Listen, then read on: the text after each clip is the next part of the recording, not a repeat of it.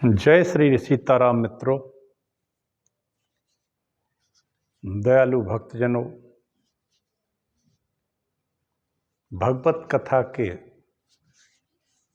रसिक प्रेमी बंधुओं,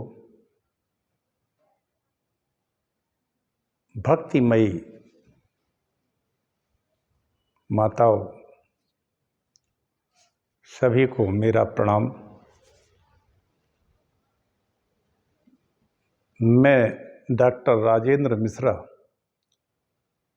टीकमगढ़ मध्य प्रदेश से प्रतिदिन कथा कहता हूँ। अभी मैं शिव महापुराण की कथा को कह रहा हूँ, या ये कहें कि वाचन कर रहा हूँ, क्योंकि कथा कहने की योग्यता तो बड़े बड़े विद्वानों की होती है और हमारे देश में तो बड़े बड़े प्रकांड विद्वान हैं। फिर भी एक भगवत कृपा से हमारी इच्छा हुई और मैं ये 5वां पुराण अपना कह रहा हूँ। श्रीमद् भागवत से शुरू की थी, फिर रामायण को कहा, गीता को कहा, मार्कंडेय पुराण को पूरा, ब्रह्म पुराण को, और अब शिव महापुराण को कह रहा हूँ। पौराणिक कथाओं का तात्पर्य है भगवत प्राप्ति। पौराणिक कथाओं का हम जो भी पुराण सुनते हैं, बिठाते हैं और विद्वान पंडितों से हम जब पुराण कथाएं करवाते हैं तो ये सब भगवत प्राप्ति के साधन हैं। पुराणों का प्रयोजन श्रेय और प्रेय की प्राप्ति भी है, इसलिए हम पुराणों को पढ़ते हैं, कराते हैं। ये कोई ऐसी धारणा नहीं है कि पुराण की कथा केवल पंडित जी कह के चले जाएं। पंडित जी तो कहेंगे ही 7 दिन, और 7 दिन में कथा कितनी सी हो पाएगी ये सभी जानते हैं, क्योंकि जो कथा हुई थी सुखदेव जी और परीक्षित के बीच में श्रीमद् भागवत की, वो 7 दिन में 7 क्षण के लिए नहीं रुकी थी, तब वो कथा हो पाई थी। और उसमें वक्ता थे वीतराग सुखदेव जी और सुनने वाले थे भगवान का साक्षात्कार किए हुए महाराज परीक्षित जी। तो हम तो अब आजकल जो कथाएं सुनते हैं वो 2-3 घंटे की होती हैं, आधा घंटे की कथा में 3 घंटे लग जाते हैं। बकाया और अन्य तरह की कथाएं या और तरह के काम होते रहते हैं बीच बीच में, पंडित जी को रेस्ट मिलता रहता है। हम ये कथा जो कहते हैं ये यथारूप है, जो है वही है, अपनी तरफ से ज़्यादा नहीं मिलाते कुछ भी। कोई सार की वस्तु हो तो कहते हैं, नहीं तो नहीं कहते। मैं कहता टीकमगढ़ मध्य प्रदेश से कहता हूँ मित्रों। मैं रिटायर्ड चिकित्सा अधिकारी हूँ, पंचकर्म विशेषज्ञ हूँ, और मेरा फ़ोन नंबर है 9981870134। किसी को भी मेरी सेवा की ज़रूरत पड़ती है तो इस फ़ोन पर बगैर किसी हिचकिचाहट के, हेजिटेशन के, आप मुझसे बात कर सकते हैं। तो पौराणिक कथाओं का तात्पर्य क्या है, क्यों करते हैं हम? पौराणिक कथा का तात्पर्य है भगवत प्राप्ति। भगवान के चरणों में हमारा प्रेम नित्य निरंतर बढ़ता रहे, इसके लिए हम पुराणों की कथा का वाचन कराते हैं, पाठन कराते हैं, कथा कराते हैं, और उससे श्रेय और प्रेय दोनों की प्राप्ति हो जाती है। पौराणिक कथाओं का तात्पर्य है भगवत प्राप्ति। और भगवत प्राप्ति का तात्पर्य क्या है? फिर कोई भगवान आपके सामने सीधे बैठ थोड़ी जाएंगे आके। पुराण साहित्य भारतीय संस्कृति की अमूल्य निधि है मित्रों। ये भगवान श्री हरि के ब्रह्मा जी के श्वास से निकले हुए हैं। सभी के श्वास से निकलते हैं, पढ़ना भी पड़ता है तो श्वासों से ही, लेकिन इनका तो निर्माण ही हुआ है। और इसको कहने वाले ब्रह्मा जी ने इस सृष्टि की रचना कैसे, कब, कैसे हुई और आगे क्या होगा, ये सब बता दिए। यही इतिहास और पुराणों में अंतर होता है। इसमें विविध रस रहते हैं, उनका अनुभव करिए। मानव जीवन के लक्ष्य क्या है? भगवत प्राप्ति, जन्म मरण के बंधन से मुक्त होने का उपाय सभी पुराणों में रोचक शैली में दिए गए हैं। इसका ध्यान से पढ़ना चाहिए, सुनना चाहिए। पौराणिक, नैतिक, धार्मिक कथाओं में जीवन में काम में आने वाले अनेक उपयोगी बातों का वर्णन है, विवेचन मिलता है इसमें। सत्य, न्याय, प्रेम, भक्ति, वैराग्य। सत्य, न्याय, प्रेम, भक्ति, वैराग्य, दान, सहयोग, कर्तव्य निष्ठा, भ्रातृभाव, आदर्श मित्रता, मधुर संबंध, ईमानदारी आदि दैविक तत्वों की प्रतिष्ठित किया गया है। हर पुराण में मिलेगा, इसलिए आपको हमको सुनना चाहिए निष्ठा से, एकाग्र होकर। जिससे महापुराण कह रहा हूँ, हमारे पुराण रत्नों में इसका बड़ा प्रधान पुराण माना जाता है, क्योंकि शिव जी का तत्व है, ब्रह्म तत्व है। आहा, बोले भंडारी का है। और सबसे बड़ी बात तो है, माता जगदम्बा का चरित्र साथ साथ चलता है।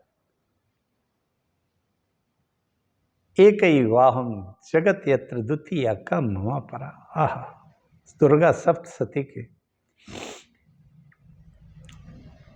11वें अध्याय का श्लोक है ये।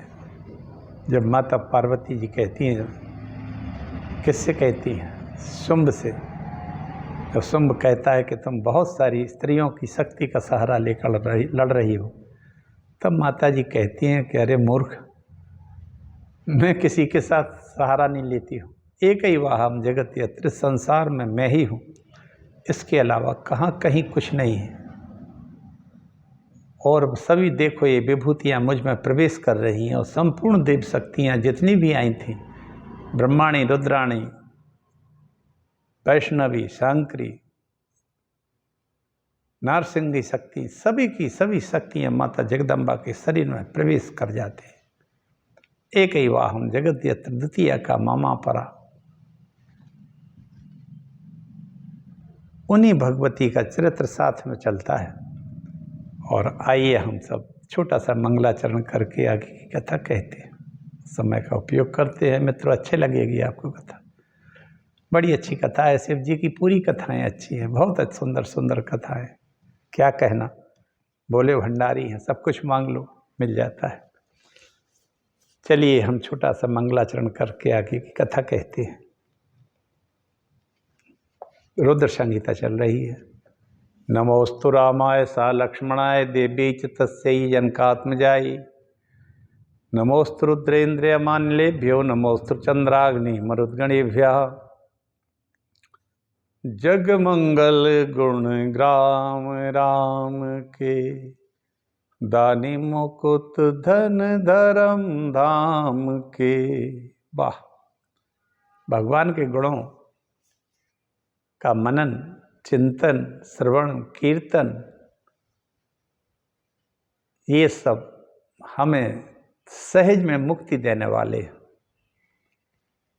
पशुओं से भरा है ये संसार, बद्ध पशुओं से। और बद्ध पशु कोई और नहीं है, 2 पैरों का मनुष्य कहलाता है। ये बद्ध पशु है, जो जानते हुए पे भी हमेशा गलत कर्म की ओर जाता है। इसीलिए ये पुराण पढ़ना चाहिए और सुनना चाहिए। अखंड मंडलाकारं व्याप्तं येन चराचरं, तत्पदं दर्शितं येन तस्मै श्री गुरुवे नमः। गुरु चरणों की कृपा अगर बनी रहती है तो क्या कहना, सब कुछ हो जाता है। गुरुओं ने हमारे देश के लिए क्या नहीं किया मित्रों। सभी गुरु हमारे लिए वंदनीय है, पूजनीय है। और कुछ गुरु तो ऐसे हैं जैसे द्वापर में परशुराम जी थे, द्रोणाचार्य थे। ऐसे बड़े बड़े पराक्रमी, प्रतापी, बड़े बड़े ज्ञानेश्वर एक से एक गुरु हो चुके हैं। धर्म के लिए इन्होंने रास्ता दिया और धर्म बचाने के लिए यहाँ तक कि अपने प्राणों का उत्सर्ग भी किया है।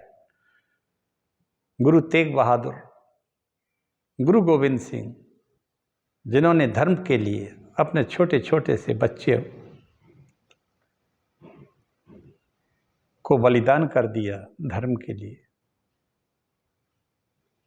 इसलिए हमें कभी गुरुओं की निंदा नहीं करनी चाहिए। अखंड मंडलाकारं व्याप्तं येन चराचरं तत्पदं दर्शितं येन तस्मै श्री गुरुवे नमः। और सबसे बड़ी गुरु तो भगवान शंकर ही है।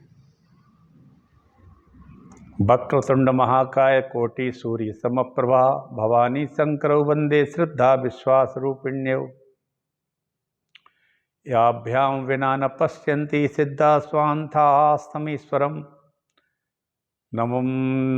नमस्ते नीलकंठाय वेद से परमात्मने विश्वाय विश्वबीजाय जगदानंद हेतवे नारायणं नमस्कृत नरं चैव नरोत्तमं देवीं सरस्वतीं व्यासं ततो जयमुदीरयेत्।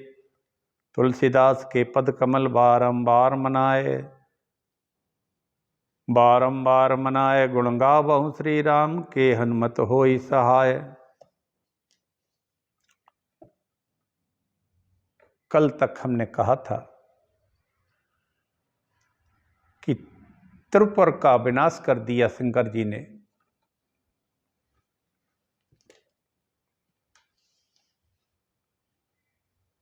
त्रिपुरासुर के 3 बच्चे थे। तारक नाम का जो असुर था उसको मार दिया था कार्तिकेय जी ने, के द्वारा उसका वध हुआ। उसके 3 बच्चे थे।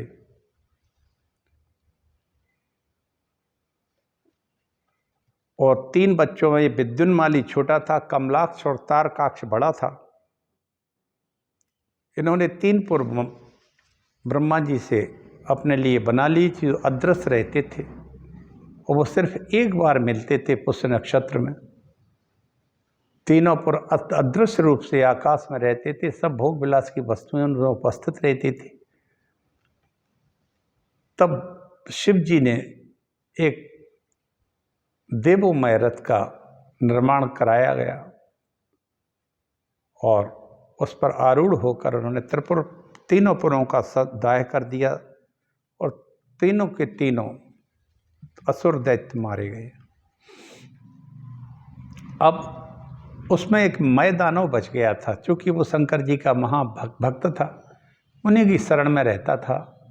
और ये मय दानव कौन है? ये भी विश्वकर्मा हैं। जैसे देवताओं के विश्वकर्मा जी हैं, मैं शिल्पी हैं सबसे बड़े, जब जो चाहो बना देते हैं वो। इसी तरह से देवताओं की तरह ही दैत्यों में भी एक शिल्पी हैं, वो है मय दानव। वो जो चाहे बना देता है, कुछ भी बना दो। तो उन्होंने एक सर्वदेवमय रथ बनाया, उस पर शिव जी ने आरूढ़ होकर त्रिपुर का वध किया और त्रिपुर का संहार कर दिया। इसी बीच में मय दानव और जैनाचारी का वृत्तांत आता है। छोटा सा वृत्तांत है मित्रों, इसको भी सुन लीजिए। इसके आगे की कथा भी कहूँगा, ये इसी कथा में है। क्योंकि भगवान विष्णु की कृपा से एक जैनाचारी मत आया। कहने का आशय ये मत आज से नहीं है, ये सतयुग से ही चला रहा है। सनत कुमार जी कहने लगे, ब्रह्मादि देवताओं की विनती सुनकर शंकर जी कहने लगे, हे देवताओं, मैं आपके संकट निवारण के लिए सदैव तत्पर रहूँगा। देवताओं ने स्तुति की कि महाराज आपने अच्छा मार दिया इन 3 दुष्ट राक्षसों को। इनके मारे ना तो भजन होता था, तो ना जप तप कर सकते थे, कुछ नहीं कर सकते थे। और ये मरे भी जब हैं, जब आपकी भक्ति से ये विमुख हुए। वो आपकी भक्ति से विमुख करने का श्रेय जो है वो जैनाचारी को जाता है, अरिहन को जाता है, अरिहन। तब उन्होंने कहा आप अपने अपने निवास स्थानों को चले जाइए। जाहु भवन मम सुमिरन करेहु, मन क्रम वचन धर्म अनुसरेहु। आप लोग जाइए मन से, वचन से और कर्म से। मित्रों, हमें तीनों से, मन से भी, जो मन में आएगा वही तो मुंह से निकलेगा, और जो मुंह से निकलेगा वही कर्म बन जाता है। तो उन्होंने कहा मन, वचन और कर्म से आप लोग अपनी भक्ति करिए, अपना काम करिए और धर्म के अनुसार चलिए। उसी समय मैदानव भी आ गया। शिव जी की अनेक प्रकार से उसने विनती की, उससे भगवान शिव को प्रसन्न कर लिया और सनातनी भक्ति का वरदान भी मांग लिया। शिव ने उसे यह कह दिया तथा अनेक वरदान देकर दिवलोक से भी मनोहर वितल लोक में भेज दिया रहने के लिए। वहाँ भी संपूर्ण सुविधाएं थी। उसी समय वहाँ मुंडी आ गए। ब्रह्मा विष्णु और शिव आदि देवताओं से कहने लगे, हे नाथ, हमने दैत्यों को शिव भक्ति से अलग करके उनका नाश तो करा दिया। इसी मुंडी को बनाया था भगवान श्री हरि ने अपनी माया से कि तुम शिव जी का दुष्प्रचार करो, जिससे शिव भक्ति से विमुख हो जाएं राक्षस, तब मरेंगे, नहीं तो ये कभी नहीं मर सकते। तो ये राक्षस जितने थे वो शिव जी की अवहेलना करने लगे। उन्होंने तर्क दिया, कुतर्क दिया, कुतर्क से मान लिया। कुतर्क के प्रभाव में आदमी आज भी आदमी आ जाता है। मैं कई धार्मिक संत जो बने हैं, भगवान बने हैं, वो कुतर्क ही कुतर्क करके अपने को फेमस कर दिया उन्होंने पूरे देश में और पूरे संसार में। क्योंकि कुतर्क इतना अच्छा लगता है कि वही सही है, यथार्थ में वो सही नहीं होता है। आग में घी डालोगे तो ज्वाला बढ़ेगी, कमेगी नहीं, आग बुझेगी नहीं। इसी तरह कुतर्की लोग जो कहते हैं गांजा पियो ध्यान लग जाएगा, भंग पियो ध्यान लग जाएगा, और ये हमारे तमाम तरह के जो साधु सन्यासी बने हुए हैं ये लोग करते हैं और कराते भी हैं। गुटखा खाओ, बीड़ी पियो, पिए बगल में थूको, और भी जाने क्या क्या कहते हैं, क्या क्या करो जिससे समाधि लग जाएगी। ये सब कुतर्क है, देखने में सुनने में बड़े अच्छे लगते हैं। और विदेशों में तो यही हो रहा है, क्योंकि भोग भूमि है। अरे भोग से कभी मुक्ति आई है? नहीं आई है। जो सत्य है वो सत्य है। तो वहाँ उन्होंने, मुंडी ने कहा कि ब्रह्मा विष्णु शिव आदि देवताओं से कहने लगे, हे नाथ, हमने दैत्यों को आपकी भक्ति से आपको विलक करा दिया, उनका नाश भी करा दिया। शिव भक्तों के विरोधी हमारा उद्धार नहीं होगा। मुंडी सब शिव से कहने लगे, अपराध हमारा भारी है, शिव भक्ति से दैत्य बिलग कीने, मन में चिंता अति भारी है। बोले शिव जी चिंता न करो, कलयुग में अति सुख पाओगे, धन वैभव ज्ञान बान बनकर मान वांछित सुख को पाओगे। कलयुग में तुम्हारा बड़ा आदर सत्कार होगा भाई, कलयुग में तुम लोग बहुत अच्छे धनवान बनोगे और तुम्हें मेरी भक्ति भी मिलेगी। आहा, शिव जी ने उन मुंडियों को शिवाकार कर दिया, अपना ही भक्ति दे के आप सब कुछ दे दिया, धन धान्य दे दिया, और उन्होंने कहा हमेशा रहोगे तुम लोग, कलयुग में तुम्हारी प्रधानता रहेगी। ब्रह्मा विष्णु और शिव जी कहने लगे, हे मुंडियों, तुम किसी प्रकार का भय मत करो, यह सब चरित्र शिव जी की कृपा आज्ञा से हुआ है, तुमको कभी कुगति प्राप्त नहीं होगी। देवता और ऋषियों का हित करने वालों की कभी दुर्गति मित्रों नहीं होती है। देवताओं की, ऋषियों की, गरीबों की, आश्रितों की,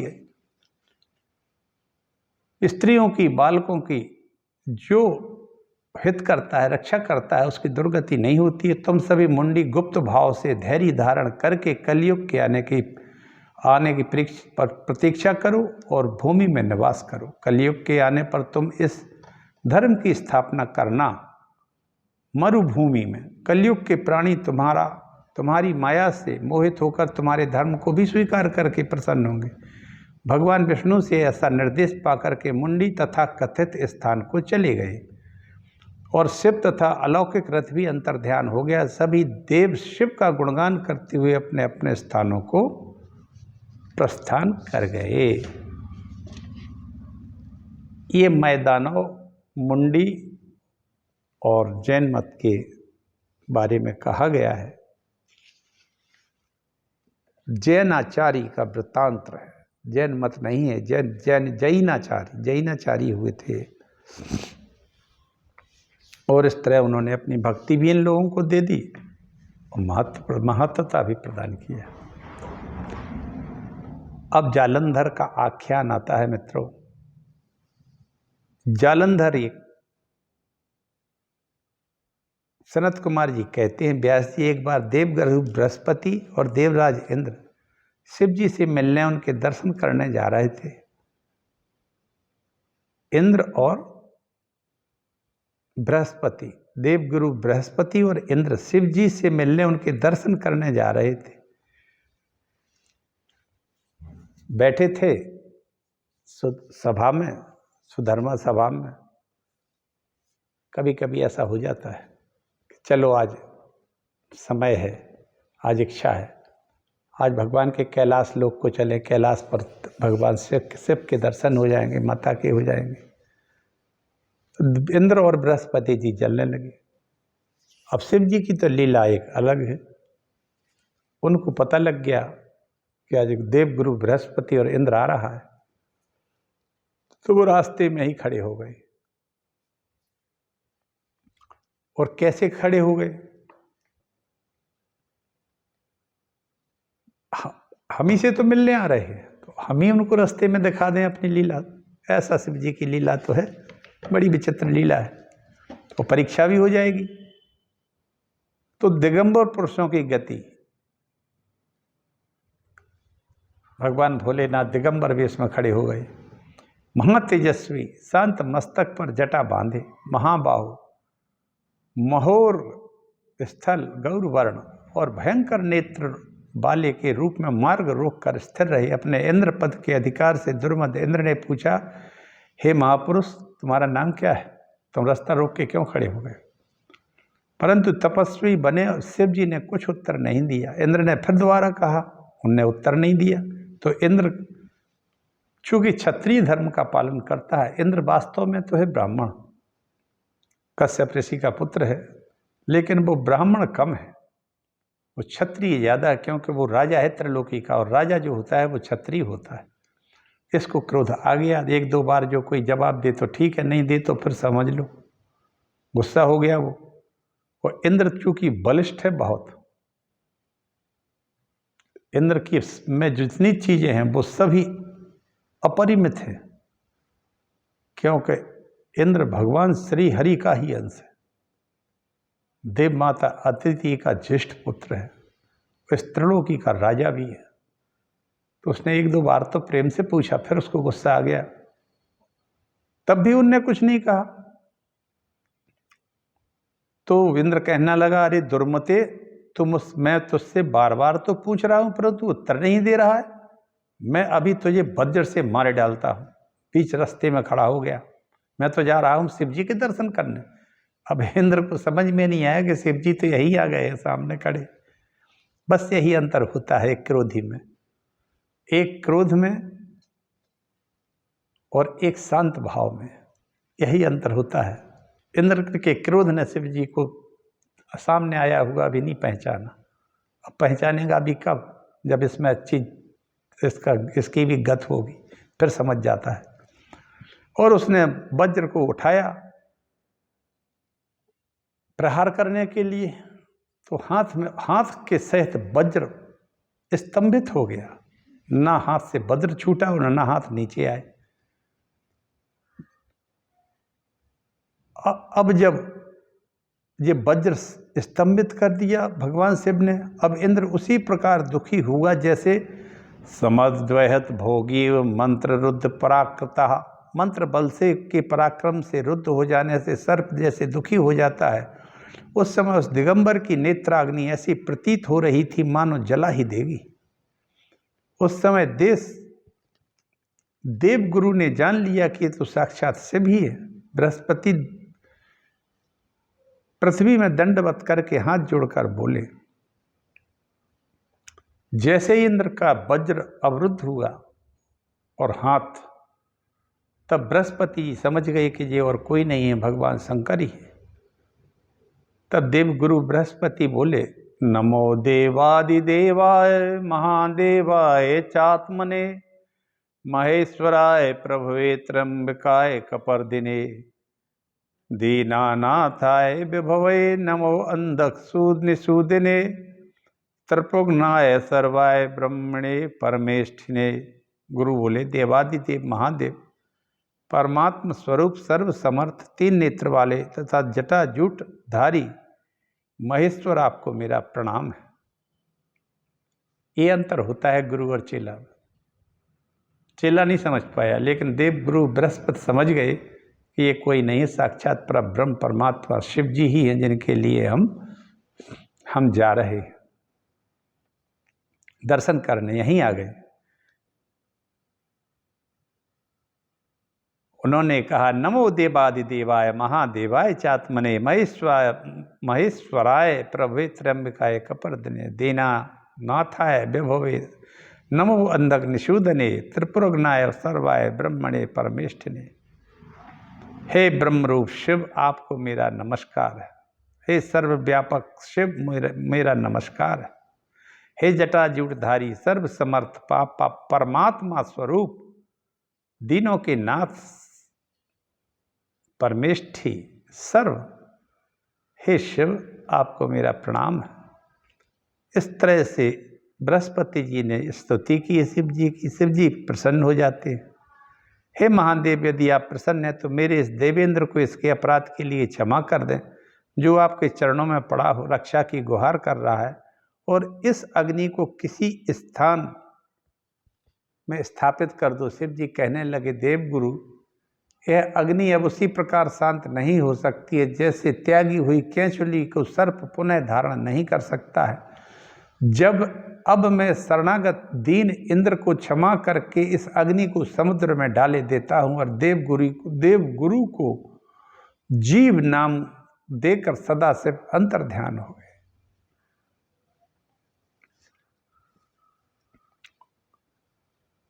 क्या हुआ था, जब इंद्र ने हाथ उठाया वज्र से प्रहार करने के लिए, उस समय दिगंबर की नेत्राग्नि ऐसी प्रतीत हो रही जैसे मानो जला देगी। तब समझ लिया था बृहस्पति जी ने कि ये तो साक्षात शिव जी आ गए। अब वो अग्नि जो उनकी क्रोधाग्नि निकली थी, वो कहाँ डाली जाए, एक समस्या हो गई। तो उन्होंने समुद्र को दे दिया। उस अग्नि का क्या हुआ, व्यास जी कहने लगे। हे ब्रह्मपुत्र, उस अग्नि का क्या हुआ। सनत कुमार कहने लगे, हे व्यास जी, शिव जी ने जैसे ही उस अग्नि को समुद्र में डाला, उसी समय वह अग्नि एक बालक बनकर उच्च स्वर में रोने लगा। उसके रोने से पृथ्वी कंपायमान होने लगी। स्वर्ग सत्य लोग भी व्याकुल होके लोकपाल भी धैर्य खोने लगे और पूछने लगे कि यह महाभयानक शब्द कहाँ से आया। देवताओं के वचन सुनकर ब्रह्मा जी सत्यलोक से समुद्र के किनारे आए।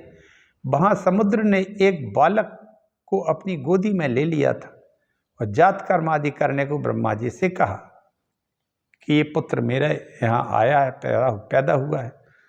जबकि कोई और नहीं थी, वो क्रोधाग्नि अग्निदेव थे जो शिव जी की आंखों से प्रकट हुए थे। क्रोधाग्नि थे, लेकिन क्रोधाग्नि तमस था। ब्रह्मा जी ने कहा, यह किसका बालक है। समुद्र बोला, मैं तो यह नहीं जानता, यह मुझे गंगा सागर के संगम पर मिला है। समुद्र ऐसा कह ही रहा था कि तभी सागर पुत्र ब्रह्मा जी के गले में हाथ डालकर उसको खींचने लगा। बालक के खींचे जाने पर ब्रह्मा जी बड़े पीड़ित हुए और नेत्रों से उनके जल टपकने लगा। उस बालक ने ब्रह्मा जी का गला पकड़ लिया और उसको इतना जोर से खींचा कि उनके नेत्रों से जल गिरने लगा। ब्रह्मा जी पीड़ित होने लगे। बड़ी मुश्किल से ब्रह्मा जी ने बल लगाकर अपना कंठ उससे छुड़ाया और समुद्र से कहने लगे, जिस कारण बालक ने मेरे कंठ से जल निकाला है, इससे मैं इसका नाम जालंधर रखूँगा। जालंधर होगा इसका नाम। यह महापराक्रमी, धीरज, धनवान, गंभीर, सभी को जीतने वाला, प्राणियों से अवध, दैत्यों का अधिपति, रुद्र के सिवाय इसका कोई वध भी नहीं कर सकता। इसकी पत्नी महापतिव्रता होगी, ऐसा कहकर शुक्राचार्य को बुलाकर दैत्याधिपति के स्थान पर उसका अभिषेक कर दिया गया। दैत्यों के राजा के पद पर जालंधर का अभिषेक हो गया। जालंधर उसका नाम क्यों पड़ा, ये भी आपको मैंने बता दिया। उसने इतनी जोर से गला पकड़ा ब्रह्मा जी का कि उनकी आंखों से जल निकलने लगा, इसलिए इन्होंने कहा इसका नाम जालंधर होगा भैया, अंदर से जल निकाल दिया इसने मेरे। ऐसा कहकर शुक्राचार्य ने उसका अभिषेक कराया। और समुद्र के कहने पर एक असुर था, काल नेमी नाम के असुर की एक पुत्री थी, उसका नाम था वृंदा। वृंदा का विवाह जालंधर से करा दिया गया। जालंधर का वृंदा से विवाह हो गया और जालंधर अपनी पत्नी के साथ बड़ा आनंद से रहने लगा। वृंदा उसकी जो पत्नी थी वो बड़ी पतिव्रता थी। शिव नेत्राग्नि के सागर में एक अद्भुत शिशु का जन्म हुआ। जालंधर नाम हुआ उसका, वो दैत्यों का अधिपति हुआ। ब्रह्मा जी कहते सागर से यह वीर धनी विजयी होगा, कोई नहीं मार सके इसको, शिव के ही हाथों से वध होगा। जालंधर ने उस समय राहु के सिर को कटा देखकर शुक्राचार्य से पूछा, इसका सिर किसने काटा था? राहु आ गया जालंधर के पास। मित्र के पास आएगा। राहु और केतु इस सिंगिका का पुत्र था। अमृत मंथन के समय अमृत पीने के लिए जैसे इसने पी लिया तो उसका सर काट दिया था, तो इस सिर राहु और धड़ केतु कहलाता है मित्रों। वो पहुंच गया, बोलता भी था, अमर है, सब कुछ बता दिया कि समुद्र मंथन से मिलने वाले रत्नों का लालच देकर समुद्र मंथन करवाया था। रत्न आपस में बांटे, अमृत निकला जिसे विष्णु ने छल करके मोहिनी अवतार धारण करके देवताओं को पिला दिया। राहु ने भी देवतुल्य बनकर अमृत पी लिया था, तभी विष्णु भगवान ने उसका सर काट दिया था। उसने पूरी कथा सुना दी कि जालंधर, ये सभी रत्न समुद्र से निकले थे और समुद्र के तुम पुत्र हो, इन रत्नों पर तुम्हारा अधिकार है।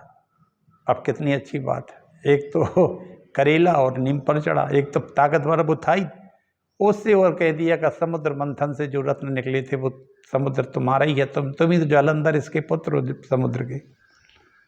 शुक्राचार्य के इस वृत्तांत सुनकर जालंधर को बड़ा गुस्सा आया। उसने अपने दूत घम्मर को भेजा इंद्र के पास और कहा कि पूरे के पूरे जो 14 रत्न निकले थे वे सब मुझे वापस करो, नहीं तो मेरी शरण में आके मेरा अधीनता स्वीकारो, और ऐसा ना करने पर तुम आपत्ति में पड़ जाओगे, मैं तुम्हारे ऊपर आक्रमण कर दूंगा।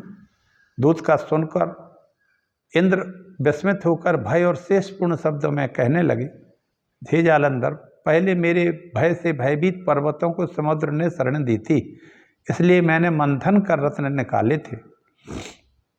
जालंधर, पूर्व में भी समुद्र पुत्र शंख ने मुझसे द्वेष किया था, उसको भी विष्णु ने मार दिया था। तुम्हारा द्रोह करना व्यर्थ है। तुम दूत भेदे, तुम जाकर जालंधर को हमारा संदेश दे देना। दूत ने सारा समाचार जालंधर को निवेदन किया।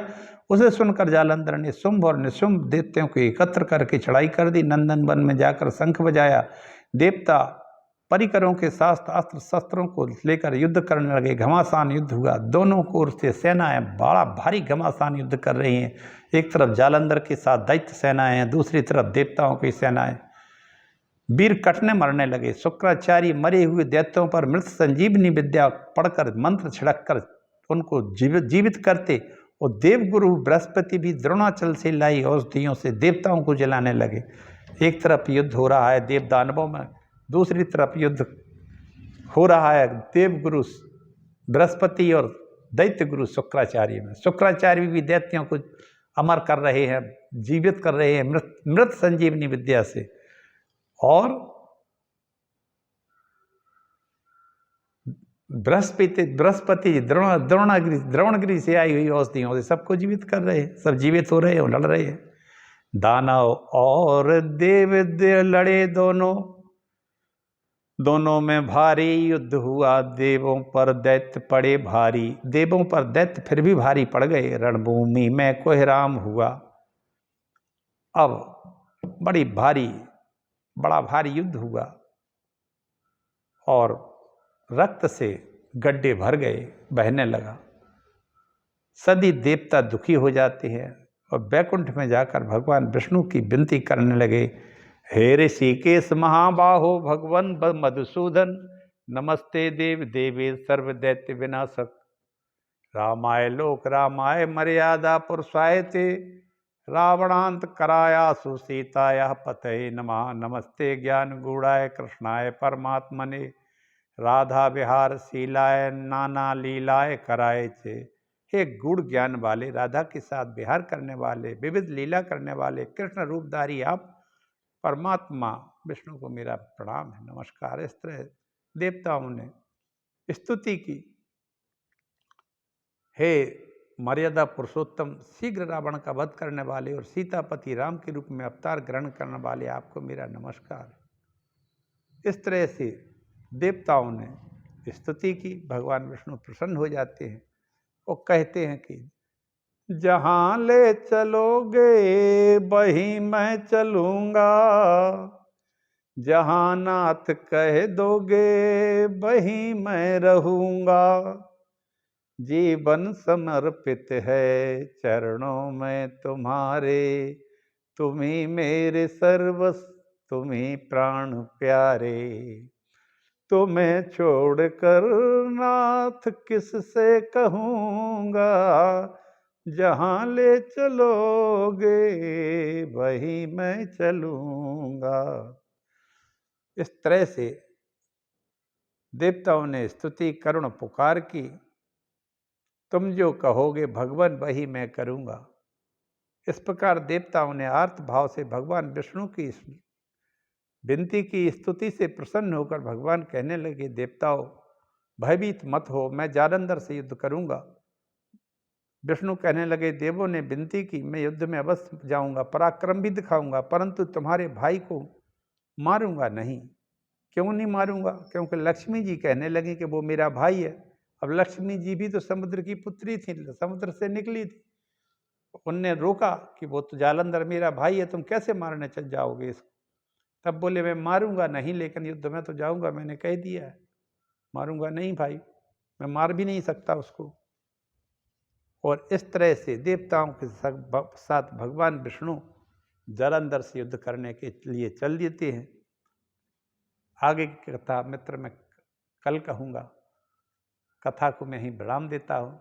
अच्छी है कथा, जालंधर कैसे उत्पन्न होता है भगवान की क्रोधाग्नि से, शंकर जी की। जल में उसको छोड़ दिया, पुत्र रूप से हो गया, सागर ने उसको अपना लिया, बलिष्ठ हुआ, नाम जालंधर पड़ा। ब्रह्मा जी ने उसका नाम जालंधर रखा, क्योंकि ब्रह्मा जी के नेत्रों से जल टपकने लगा उसके गला दबाने से। और राहु आ जाता है, और राहु ने उससे कहा कि समुद्र से सभी रत्न निकले हैं जो इंद्र के पास हैं, वो तुम्हारे हैं, तुम इंद्र के पुत्र, इसलिए इस रत्न मांग लो। 14 रत्न जो थे उसको उसने मांगा, इंद्र ने मना कर दिया। सभी देवता विष्णु भगवान के पास जाते हैं, भगवान विष्णु प्रसन्न हो जाते हैं, कहते हैं युद्ध में चलूंगा मैं। लक्ष्मी जी मना कर देती हैं कि वो मेरा भाई है, आप उसको नहीं मार सकते। तब वो कहते हैं, मैं युद्ध करूंगा, मारूंगा नहीं। कह दिया तो जाने तो दो। ये जालंधर की कथा मैं यहाँ तक कह चुका हूँ मित्रों, कल आगे की कथा कहूँगा। जय श्री राम, भगवान शिव आप सब पर कृपा करें। जय श्री गणेश। ओम नमः शिवाय, शिवाय शुभम कुरु, कुरु शिवाय नमः ओम।